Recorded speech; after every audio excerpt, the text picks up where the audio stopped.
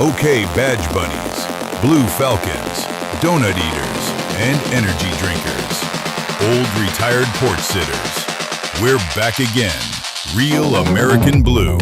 A show where you can hear where old retired guys can talk without an internal investigation. So pick up your power rings and coffee, sit back, and watch.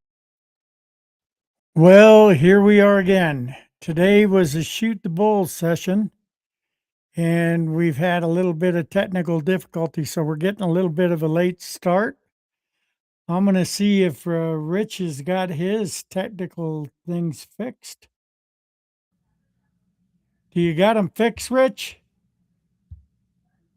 Hello, Rich? Yes, very frustrating. I'm so sorry. Anyway, computer nerds, we used to pick on them in high school, and now they just rule the world. And anyway, did you have to redo your camera? It looks different. Your Okay, flag's I'll be signing backwards. off again as it appears I have Okay. no volume or no video. All right. Sorry about that, folks. Anyway, what we were going to talk about today is flock cameras. That's one of the things that's a hot topic right now. Here's the deal about it. Everybody's worried about the government intruding on their privacy of driving down the road. Well, you have a driver's license, you have a vehicle moving in a public thoroughfare, you have no reasonable expectation of privacy. It is exactly the same when those clowns at Cop Watch, they go out of their way to film cops doing their job. They get obnoxious about it. They get right in their faces, sometimes interfere. Most times it's just a pain in the ass. Well, they've been ruled to have a right to do that. Well, guess what? Flock cameras can be there too. They're in public. I mean, you go to a dollar store, you go to Walmart, you're on camera. How's your privacy invaded there? Explain it. Yep, that's kind of crazy how that works. So, I don't know. In the case of Nancy Guthrie, who went missing a couple months ago, a nationwide news media frenzy happened on it. And the part that's crazy is, and that's a super liberal town down there. So here we are. Rich is back again. In view? Can you hear me? I can hear you loud and clear. You got There me we in go. view? Anyway, I'm glad you can get that fixed. You need to do something about getting rid of that Chicom computer. Hey, they give us good deals. That's why we buy those things. Yeah. So they can, and that's the other thing. We're talking about flock cameras. And I was at a point where we were talking about Nancy Guthrie and how there was no flock cameras available down there. They had private cameras that they were using, Ring cameras, some store surveillance cameras. Flock cameras are a little bit different because the town, the city, the government entity puts them up. Yep. And I know they have a couple up here in Ashford. They've got a couple here in the North Phoenix area. Town of Cave Creek has them also. Do you have an issue with them? I don't have an issue with them. I think they're a great thing. I have nothing to hide. Well, it isn't a matter of nothing to hide. It has everything to do with their ability to do that. Because guess what? Like I was explaining to people, if you go into a Walmart you're on camera. Correct. And Walmart's got casino quality cameras. If you go into a casino, there's You're on cameras. camera. If you Go into go to Circle K. Circle K, Everywhere.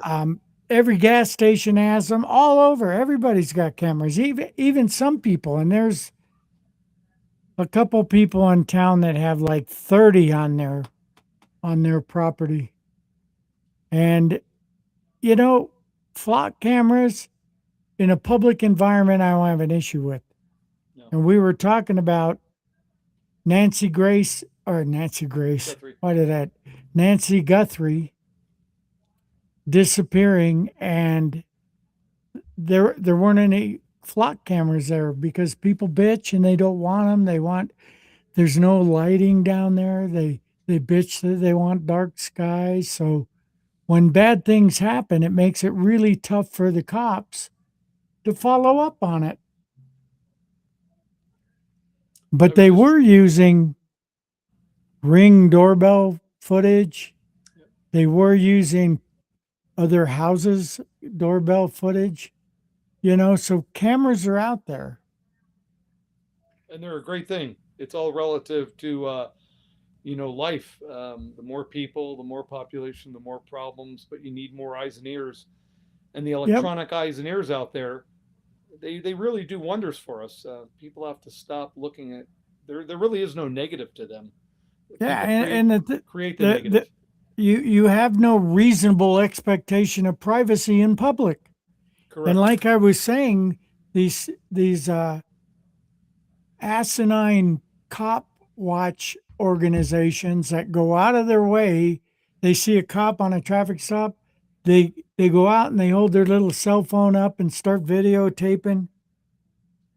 But There's a okay guy on. There's That's a guy okay for on. them to do that. Yeah, it's okay. There's even a Supreme Court ruling saying they can because that's their First Amendment right to do so. No, what I'm saying is it's okay for them to hold up cameras, tape everyone else, but they're the ones that don't want the flock cameras. Yeah, it's kind of funny. There's a lawyer he's kind of trolling Facebook. I've asked him to come on the show because he calls that the legal beef. That's his little thing on Facebook. He talked about filming cops or what was it? Was it filming cops? Yeah, it was, and it showed this cop making an arrest and another cop with him watching his six, and this guy getting right up in his face with the camera. You have a right to videotape cops. You just do. Yeah. But you don't have a right To interfere. to get within a certain amount of space because that cop doesn't know who you are. And there's been plenty of circumstances where people filming turn around and try to help the bad guy escape and have escaped. So, there's an element of safety that goes around traffic stops, contacts, arresting people. There's an element of safety around there because that cop's responsible for the safety of the bad guy they're putting handcuffs on and the safety of everybody around him, including himself. Yep. So, but the flock cameras, these same people that bitch about them would be the same people that bitch about cops on why they didn't go find my mom or why they didn't do this or why they didn't do that. Give them the tools and they will get it done. It's crazy. What do you think? I'm totally in agreement with you. Again, people just need to step back, think about what the device is being used for. It's not being used for nefarious things, collection of data to use against people, the collection of certain um, uh, people that live in that environment. It's not for anything like that. It's for use of law enforcement to deter crime, to assist in Solving crime. solving crime. Yeah, Right. people are just getting too carried away with the negatives of the Well, device. you got a lot of these guys that sit at home eating Cheetos and on Yep. the internet just going at, they don't go anywhere. They just sit on there and talk negative about everything. And like up here, we have some missing people. There's a bunch. Yeah, And all over. yeah, but in this little tiny town, there's a bunch. There's like 6. Wow. And the flock camera can kind of help in that regard because now you can see when that person went missing. There's been other flock footage that they show, like a 12-year-old girl running away from home and getting abducted, and they show her last moments on the flock camera. Yep. And, it's an important tool. It's like down at the border, National Insurance Crime Bureau, who has an interest in insurance fraud, crimes involving insurance companies, different things like that. They have license plate readers. Yeah. LPRs Going all over the state. Yeah, but they got them. They primarily started down at the Mexican border, and they watch cars go south, cars come north, and then they could tell you if your stolen car went south, if it came back with a new paint job, new upholstery, a different VIN. Who knows? Anyway, so your opinion on flock cameras, and we'll get on to something else. I'm all for them. I have no problems with them out there in our society. I have no problem with them either. I do think it's a little bit rough though, like in England, they got cameras everywhere, every single where. I mean, we got ADOT cameras monitoring the highways. Yeah. So We have traffic intersection cameras that Yeah. tell us what had red light intersections- cameras for a while, We or have some cameras on the places still freeway, do. Yeah, absolutely. everywhere. Use the technology. You want cops to solve crimes, to find the guy that broke into your house and stole all your shit? Let cops have these tools, Anyway, and I did open it up for question, and there's nobody commenting yet. So that could be good. Well, the They, cheetah maybe they eaters are agree, busy. or the people that disagree don't want to get on and argue. Anyway, the next thing we were going to talk about was DPS, Arizona Department of Public Safety. Yeah, they're in a bad state right now, so to speak. Yeah, and think about it. We have a Democrat governor who's been vetoing the shit out of stuff, and the legislature puts a bill forward, she vetoes it because it doesn't have enough money for her personal pet projects. And anyway, so DPS is fallen short. They're like, how many people short? Do you remember what they were I saying? think it's upwards of 400, wasn't it, if I'm correct? Yep. 400 troopers short. No money. They can't hire anybody. And they can't even do PMs on their cars, maintenance on them. So when their car's done, it's done. And it's rolled off into a parking lot. But the governor and all the folks up top there, they drive around in nice, well-maintained vehicles. Yeah, and they got security and Yep, they they have got all this security. stuff. Yep. Yeah. Yep. But the guys that work in DPS haven't seen a decent raise in a long time. And up here, the guys are on call out. So imagine, they got like, I don't know, 5, 6 guys that live up here that are DPS. I don't know the numbers. They can't hire anymore. These guys are working traffic accidents involving commercial motor vehicles on the freeways, shutting down the highways, all kinds of shit. And then backing up the local boys, the deputies that work up here. Yep. And we used to see that kind of shit at the sheriff's office. No money for overtime, no money for pay raises, couldn't hire anybody new. And I remember the who days suffered? when you had What's that? they asked you to. I remember the days when they asked you to park the car and not patrol around to save miles and gas and wait Yeah, for a call. yeah. And kind of be like firefighters, wait for a call. Yep, that's And what it was. it was rough. It was really rough. And and then you get the element of the population that bitches about cops, defunding cops. That was the whole purpose I started this, so we could voice our opinions as retired guys and not have to worry about it. But that's bullshit. You got people wanting to take money away from law enforcement at the same time bitching that law enforcement isn't doing their job. Yeah. It's the craziest thing. They're the first ones to call when their Cheetos get stolen.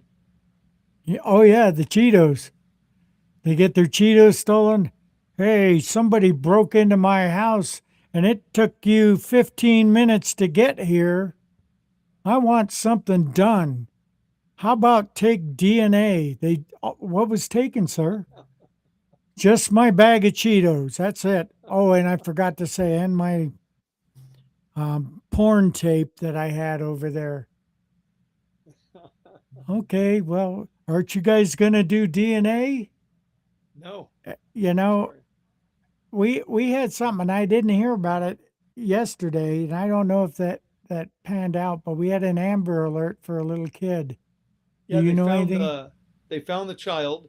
Um, I believe it was somewhere in Mojave County, and I don't recall any specifics, but I caught it on the news at the close of the evening last night. So there was a good ending to that Amber Alert. Yeah, And well, again, that's an electronic system to help find and locate whether it's a child or elderly adults or people in harm's way. People have to look at yeah, that flock camera again as an assistance, a technical assistance to aid law enforcement and others. yeah. It's not like keeping data. It's not No. like zooming in on you as you're smiling or you didn't brush your teeth or comb your hair driving down the road. It's not doing that. Not at all. It's unbelievable what all these people think. They think all this fake shit's going on, and that isn't the case at all. Have you ever been to the camera room down there off Durango? I have not. I have seen pictures of it though. Wow. It's got every camera in the state of Arizona Yes, accessed on the road. it's pretty I don't impressive. hear people bitching about that. Nope. They drive by them on the freeways. In fact, if you go to what app is it? And this is not a commercial plug for ADOT, believe me. There it is. I used to know someone that worked at ADOT. Hey, oh yeah. Wonder who that was. Yeah, I worked there for 3 years. Anyway, it's AZ511, the app for your phone. Yeah. It's actually pretty handy. If you use it, you can click on it. Here, let me see. And it takes you to a warning at first. Never drive in a dust storm. If you're caught in a dust storm, follow the pull aside, stay alive tips to get home safe. Okay, now the app kind of is like Google Maps. I don't think you guys can see it. But if you pan in and pan out, they got little cameras on there And for all you freaks out there that think the government's coming after you, there's a camera with a message board. Oh, that's a message board I clicked on. There's a camera, I-40 westbound, west of Ashford, 1 mile. And you can actually go on and see it. It tells you where wrecks are. It tells you traffic conditions. That person could be spying on me. Oh, you know, have you ever been in that camera room? Like I said, there's only like 3 people there. It's all automated. Until something happens, they got to go over to the camera and look. And they go, whoa, there's a wreck over at mile marker 181 on westbound I-40. There's nothing around there. But there's a camera that says, oh, look, somebody needs help up there. There's a wreck. And they can dispatch emergency crews. It's not the same with flock cameras. Those cameras are just videoing all the time. And if they're like the ones you got at your house, they have a cycle rate. After so long, they recycle. I don't know the details on them. I just know that they work and they're a good tool. Yes, they are. Back to DPS. Boy, man, after we went through it and got our raise, remember, we were like, the guys at the bottom were getting raises, the guys at the top were getting raises, and the guys in the middle were getting screwed. It got to the point that I finally wormed my way up to one of the top pay things before I promoted, and they gave us like that inequity raise that was like $7 and something cents an hour. Boom, approved by the county. I got that big raise. But what was funny about it, there was a handful of us, I don't know if you were one, that was 1 penny away from top. 1 penny. So I was going to have a pin made for the shirt that called it the 1 cent club. Take a penny and a pin for your shirt. 1 cent away from top. So you never topped out. Never topped out. Which is kind of funny. That's kind of the hook they use to keep you there. Oh, we'll give you a raise. That's a board of supervisor issue, doing injustice to the people that protect and provide security for the citizens of a county. Yeah, it is. And provide security for them when they have their board meetings. Remember when Mary Rose got her little backside popped? Yeah. Yeah. That was crazy. But the same thing's going on with DPS right now. Those boys are doing a fantastic job. There was a thing, and I think it was Frank Sinatra that said it. Let me see if I can find it. Frank Sinatra. Oh, the saying's great, and you'll think about it in law enforcement, actually in firefighting, anybody that works in the public sector and first responder type things.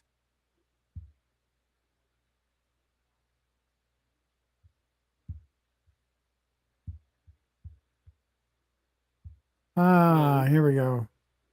Okay. Frank Sinatra.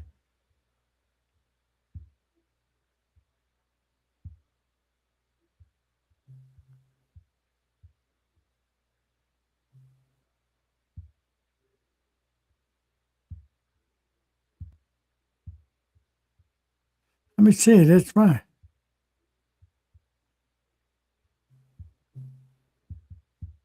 Oh, here it is. Let's see. It's funny.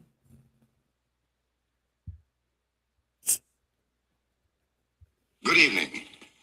We, the unwilling, led by the unknowing, are doing the impossible for the ungrateful. We have done so much for so long with so little. We are now qualified to do anything with nothing. Good evening. You remember that? Unwilling, led by the unknowing, are No, I don't recall ever hearing that. Yeah, he was doing like one of the old night shows back in the 60s or 70s. Yeah. And that's a fact. You know, that's how, and every agency goes through it. Every single agency goes through a period of time that they can't get enough people. The population grows. The revenue isn't there to give raises to these guys. We went through it Yeah. and we had guys leaving the office. They'd be trained by the office, make it through FTO, and then la pa gone to another agency for more money. And, you know, I never looked at it as a money thing. I always looked at it as being able to do the job and having the freedom to do the job. Yeah. And DPS is kind of the same way. They're struggling right now. I mean, you got this major state agency Industry. who was told not to work with ICE by this pinko governor of ours, and it's eating them alive. They can't do stuff, and the stuff that they can do, they can't. They don't have vehicles to drive to pull people over to help people to go respond to car accidents because they can't do the maintenance on them. They can't hire new guys. What have you been hearing? I hear pretty much the same things. I haven't really spoken one on one with any state trooper, DPS personnel in a period of time, but I just catch the news off the phone and the evening news. But hearing the same Yeah. things, they're just in a world of hurt, as a lot of agencies really are. Um, but again, being under the umbrella of the state, you would think that they would uh, be catered to a little bit more. But that staff up at the top in the governor's mansion uh, isn't really doing much for them. No, and and it's basically that with the not being able to work with ICE and all these different things, it's like, and then not approving a budget that gets them paid and gets them vehicles and gets them more people. By not doing that, that is Katie Hobbs's way of defunding the cops. She can't do anything about city cops. She can't do anything about county cops. So she has DPS to pick on. But And aren't they not supposed to be biased? And isn't that sort of a bias if they're directed not to work with a federal agency, but they can still work with state, local, county agencies? let me think on that. Yeah. And how is that going to go over if they're ever told that they can't work with a specific sheriff's office You know, or a did you specific give a city? shit when you heard a 905 by another cop or another agency say, and he was all by himself somewhere, whether it was Nope. DPS, US Marshals, FBI? Did you really give a shit? Nope, You went didn't. there. Yes, I did. Even after being canceled, I'd still continue in because, as we know, the scene isn't always safe. It may No? be told that it's safe, but I still continued in. Did not Yeah. matter of agency, uniform color, where it was. Nope. Yeah. I mean, you're there to help guys that you work with. Other Went to the guys that academy work, with. yeah, other guys that wear the badge. Yeah. Whether you knew them or not, you still responded. I mean, that's Correct. been part of the what's that fancy word? Ethos for law enforcement. That's what we've done all this time. Yeah. And military guys out there, guys that were in the service, whatever branch. And yes, I have to say Air Force, even though they're kind of like the military. That's what you did. You helped your brother or sister out. Yep. Some people forget A- that. And law enforcement's the same way. You respond out there and then you find out it's nothing and it was some young cop that didn't do something right or perceive something wrong, you go, you called for this? And then you could chew them out afterwards or give them a ration of shit after the event, but and speaking of that, what a way to segue right into Millennial-Gen Z, guys. Oh, there's a topic you can talk about for hours on end. Wow. Yeah, when I got in there, they were the old, and I'm actually last of the baby boomers. And the guys before me, you know, great cops. Cops that got the job done. Cops that just took care of business, that stuck up for other guys, that it was great. But now it's a little bit different, I hear. I hear Oh, that yes, it some of these. is. You got any stories? The You can generation leave of names out. oh yeah, always the generation of FTO that's out there now is nothing like the generation of FTO when you and I went through, because I know our FTOs were dedicated. They spent the day, the shift, giving you information, Yeah. teaching you about things, telling you about things, taking you around to important locations that were in your assigned area. Not only that, if you happen to have taken someone downtown on a transport to the jail, they would teach you things about areas on the way down to the jail, Yeah. and the districts that surrounded that. But nowadays, I don't know. I've the last 10 years I've walked into stations and I see the OIT struggling, sitting in the corner. I see the FTO sitting at the table in the middle of the day room on his telephone playing games. Candy Crush Or or something. Yeah. oh yeah, Candy Crush, that was a big one. But very little coaching.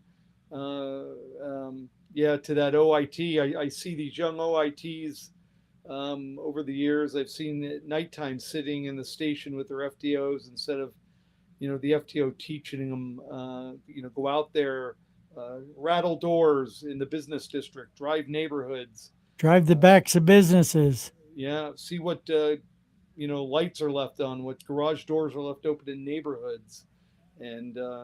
yeah, you don't Yeah. see Yeah. that anymore. And, go to Circle K, go to the convenience stores, Meet the make an business appearance, people. pop in, Yep, say hi, but yep. don't get their phone number. That's not a good No, idea. no. But But I, good. yeah, I remember having when I was a field training officer, you got to have a great deal of patience. And Yep. wow, I remember one guy, and if he hears this, he's going to know exactly what I'm talking about.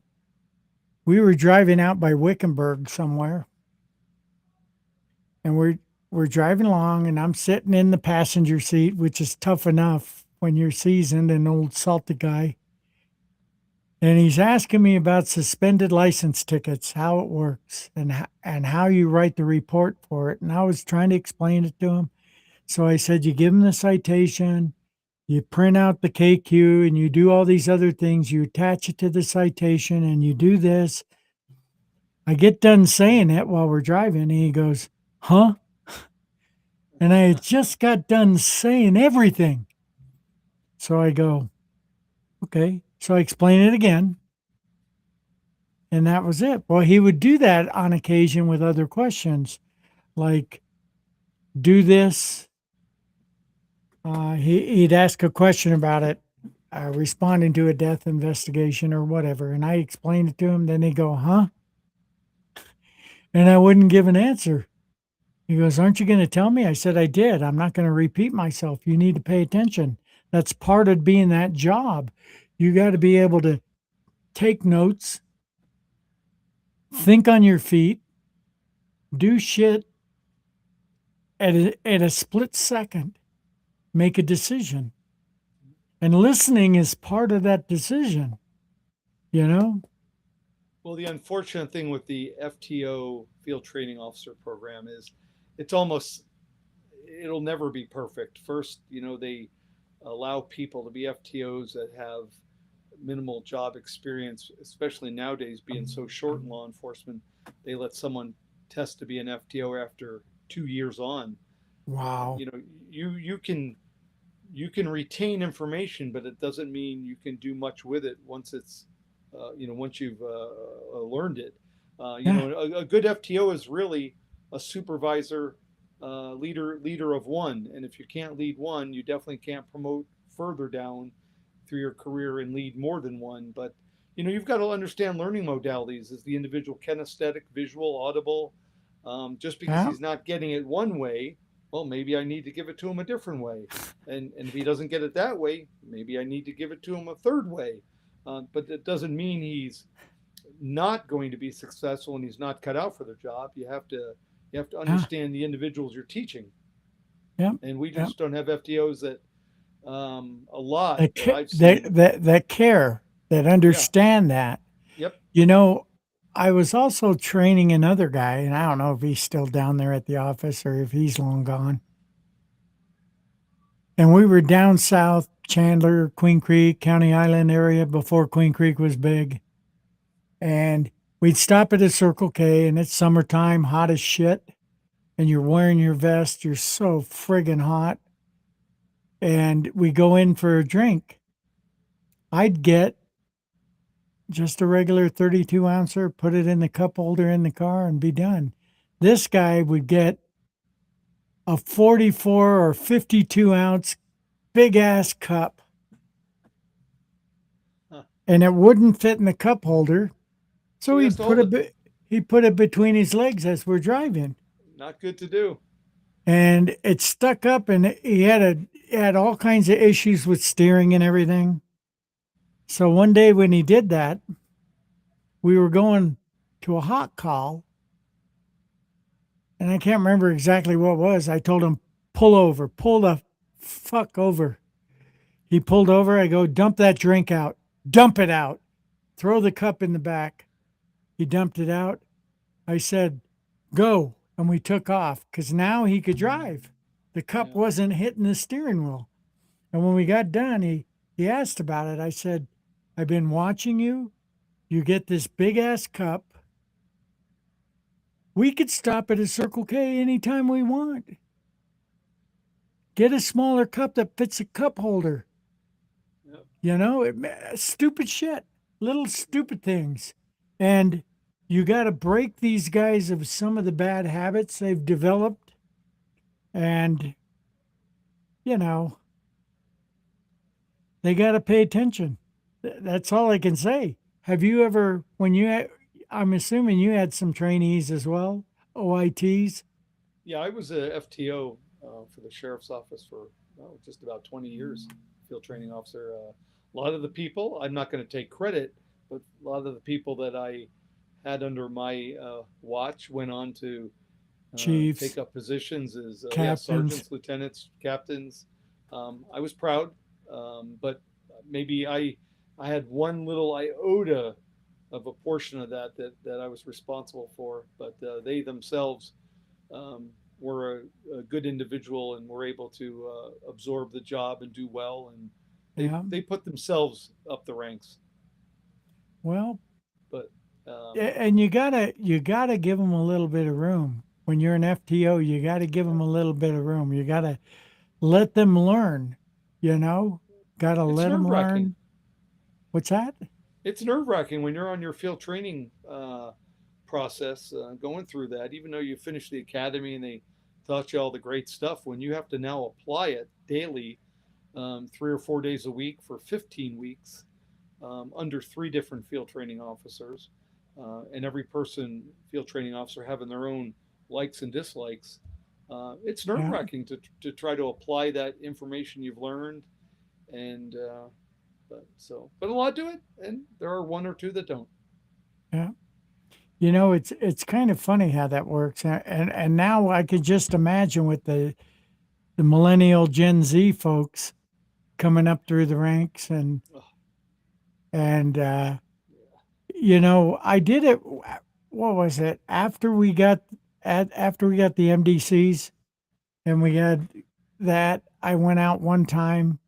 I think it was with that same guy on the west side that I told I wasn't going to repeat myself, so he had to pay attention. But I think we started out in District 3. We're going 10-8, and I told him, don't turn on the computer. He goes, what? How am I going to get my calls? I said, the way I did it, over the radio with the notepad. Well, how am I going to know where to go? Do you have a map book? No, you should always carry a map book because if the computer goes down, what are you going to do? Yep. Don't use your phone for GPS or any of that other shit because your personal phone is subject to subpoena if something happens and they want to seize your phone for evidence. I said, use a map book. In fact, I'll loan you mine. I tossed them the what? Of course, then it was the ones with the giant letters for us guys that are getting older. Phoenix mapping books. Yeah. Thomas Brothers or that other one. I can't remember. I would bet, based on what I've seen the last few years prior to my career ending, and even now and then I'll stop in and visit people I know that are still on the job working. But I would venture to say the last 5 years of teaching, the OITs that are on the road that have now become full-fledged officers, I would say less than 10% of them could sign on for their shift by not using the computer. They could get on the radio and flow right through it. They could find an address because one out of, I don't know how many might carry a old school mapping book with them, but I don't believe the FTOs prepared that generation of officer that's out there for the what ifs. What if the electronic world goes down? What if this happens? What if your phone stops working? What if you're in an area where there's no phone service? What the shit are you going to do? How about the radios? We had bad radio reception in areas. We still do. You got to know there's a lot to it. In fact, when I was a patrol sergeant, I had a squad of 8 guys, pictures up here on the wall of my first squad. And we went to a suicide over in Dreamland Villa or somewhere over there. Yep. So we get there. Detectives didn't want to come out. And the detective sergeant goes, well, you were a detective. You handle it. And hung up the phone on me. Wow. And I go, yeah, well, we got calls waiting. Okay, guys, here's how we're going to do it. We go in, I give them the process about looking for things, seeing if there's any broken glass, broken windows, forced entry, things like, common sense things. Yeah. Where's the gun? How is it positioned? Take photos, take measurements. I go, why don't you guys start taking measurements? In fact, when you do a car accident scene, and you know it, you have an RP, a reference point. Yep. Every measurement's taken from that reference point. So many feet this way, so many feet that way, right? It's the same in a room, exactly the same. So I explained it all to them, and they're all kind of looking there with their mouths open. And I go, anybody got a tape measure? No. What? No? How about a camera? Well, the one guy had a camera for the domestic violence kits.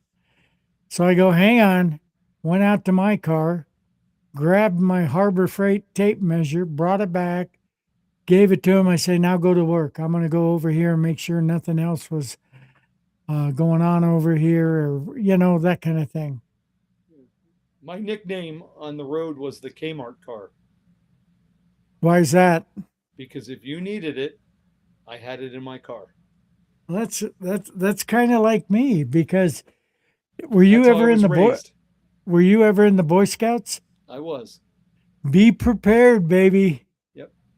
Think about your job you're doing and the tools that you may need on that job that the office or your agency may not provide. but that will make your life easier on the job, especially Yeah. in the middle of the night. What might I need if I'm working as a patrol officer? What might I need if I'm working as a lake patrol officer Yeah. that the office does not provide me? Maybe carry an extra flotation device or two. Um, you Yeah. know, maybe Oh carry a yeah. 100-foot, 200 feet rappelling rope that you I can throw a carried rope. lifeline to someone. Yeah, I carried rope. I carried rope because you'd always find someone's horse out on the road down in yep, Queen Creek area, and you could yep. get A it. dog leash and collar. I still carry. Yep. I still carry it to date in my own truck in case I'm driving down the road and I see a loose dog.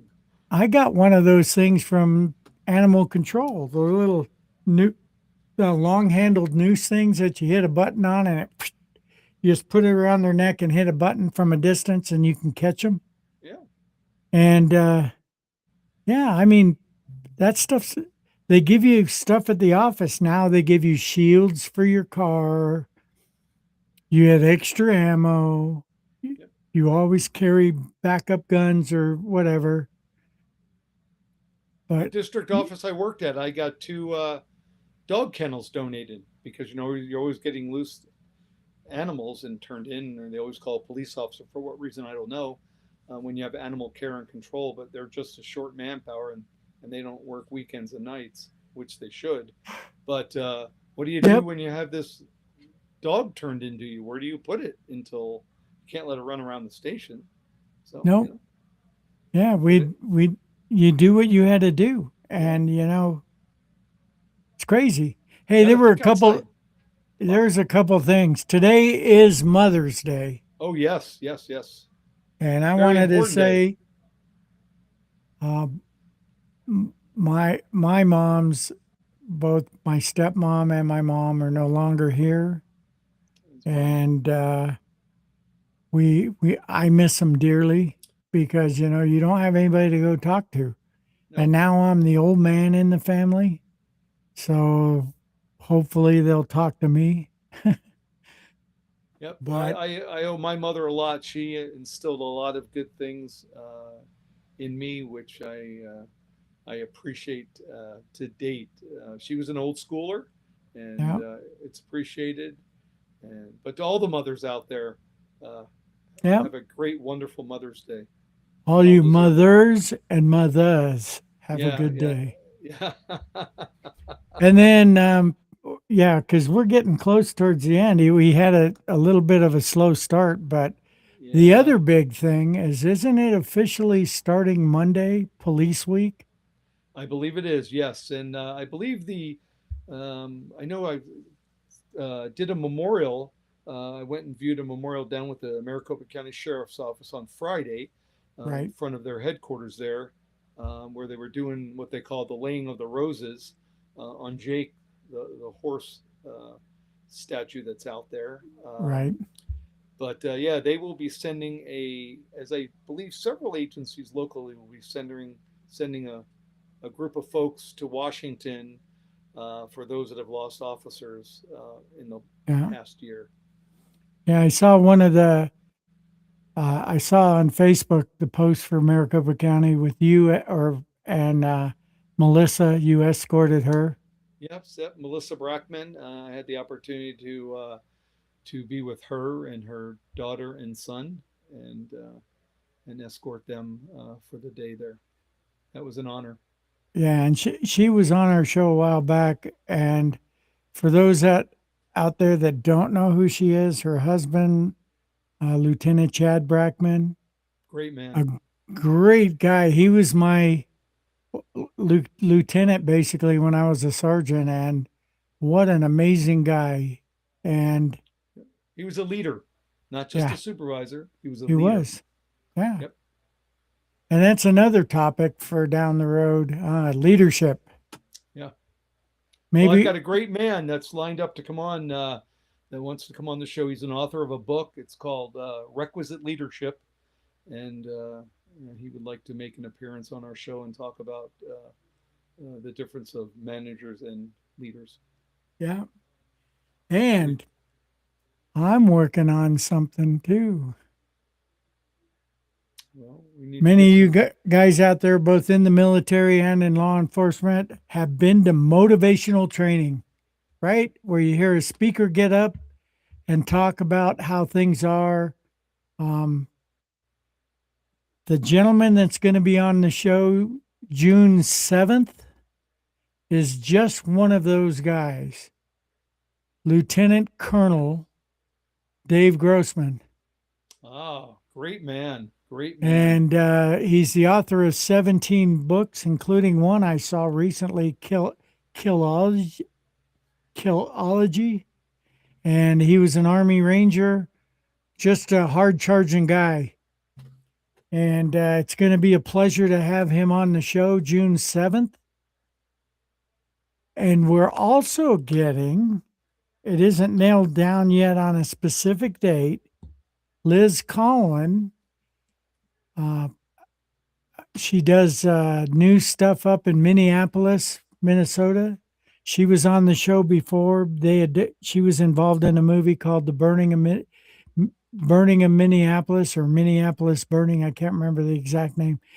The story of Derek Chauvin and George Floyd and Boy, he all was ripped the off. BS that went on with that. Yeah. And then another guy that I didn't tell you about that I'm going to get on. And this will be probably sometime around the same time Liz comes on, but within the week. The vice president of training or something like that at Gunsight. And that is the elite firearms training facility pretty much in the world. And there's cops from all over that go there, military personnel that train there. And this will be kind of cool getting him on. What's his name? Am I putting you on the spot? Ken Campbell. Oh, I don't know that name up there. I know there's an individual that works at Gunsight, I believe still. Captain Jerry McCowan. Oh, yeah. He qualified me last year on my Leosa. Yeah, And retired from he was out of Glendale town or something.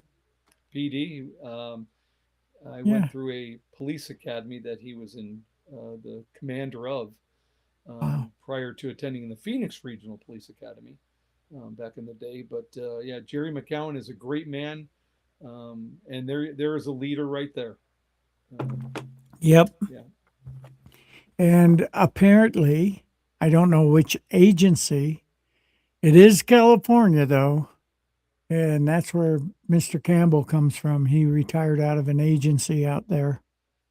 So, anyway, Awesome. that's pretty much the agenda for today. I mean, we're a little bit over our time, but we did get a late start. Well, And to you and the viewers, I apologize for the technical difficulties on my end. What was it? I don't know. I don't know. Russian collusion. no, it's Chicom stuff. It's that computer you got, that Apple. It could be that too. So But yeah. So, anyways, anyway, folks, you got an idea for the show. We're getting things. If you want to come on for a shoot the bull session, you're more than welcome to come on. We don't have an issue. If you're a retired cop somewhere and you got a bone to pick with something going on in your state, or reach out to us. Yeah, reach out. Let's talk. RealAmericanBlue.com. You can contact us through there. You can get the links to all our social media. You can message me on Facebook. I don't know about Rich though, because he's still not very good at emails and technical stuff. So you might want to send it to me. You're the man, Curly. All righty. Well, hey, folks. The way the camera is set up, I always like to look at the person I'm talking to. The camera's right dead center. So here, I'm staring at the camera. But when I look up to talk to Rich, he's up to the right of the camera. So it looks like I'm staring off into space, but I'm not. Some people would say I do that a lot, but No comment. anyway, hang on, Rich. This is it. Take care, folks. See you next Watch week. out for the flock cameras. They're everywhere. And to quote another friend of mine, don't do anything I wouldn't do. See ya.